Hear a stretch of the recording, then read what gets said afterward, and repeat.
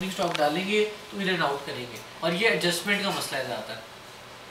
Cancel कर देते हैं इसे। इंक्लूडिंग टैक्स रिकॉर्ड है भाई, फिर आप देख रहे हैं हमारे यहाँ पे, तो ये वो टैक्स रिकॉर्ड में इसीलिए आपको चाहिए होता है कि अगर आपने किसी चीज़ का इनपुट क्लेम करना है, ये इनपुट क्लेम कर लिया हुआ है और वो चीज़ अब आपके पास परचेज हो गई हुई है, वो वापस जा रही है, तो ऑब्वियसली आपको अगले टैक्स पीरियड में sale tax point of view जो कि मंथली है आप रिटर्न, उसके अंदर वो इफेक्ट लेना पड़ेगा। ठीक है, जिस मंथ में आप डेबिट क्रेडिट करते हो उस मंथ में वो इफेक्ट टैक्स में डालना जरूरी है, नहीं डालते तो सारी परचेज डिसअलाउड है। कैंसिल क्लोज कर दे भाई, ये भी हमने क्लोज कर दिया। अच्छा जी, अब हम बात कर लेते हैं थोड़ी सी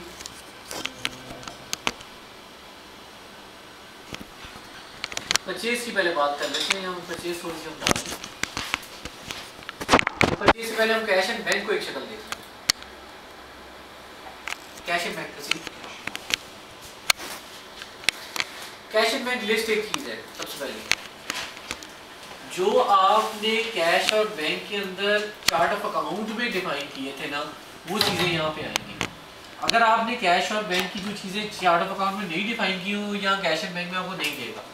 ओके, जब आप एंट्री करने जाएंगे स्पेसिफिक जो भी हम एंट्रीज करेंगे, उन एंट्रीज में तो अवेलेबल होगी, मगर वो यहाँ पे डिफाइंड नहीं होगी, यहाँ बैलेंसेस नहीं आ रहे होंगे, यहाँ वही बैलेंसेस आएंगे जो कि आपके डिफाइंड चार्ट ऑफ अकाउंट्स में है।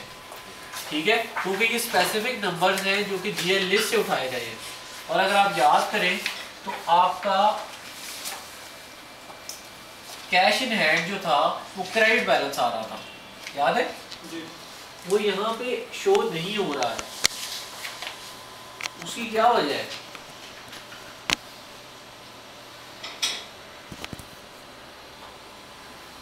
सोचे सोचे, लंच ब्रेक के बाद नींद आती है, मगर सोचना बड़ा जरूरी है।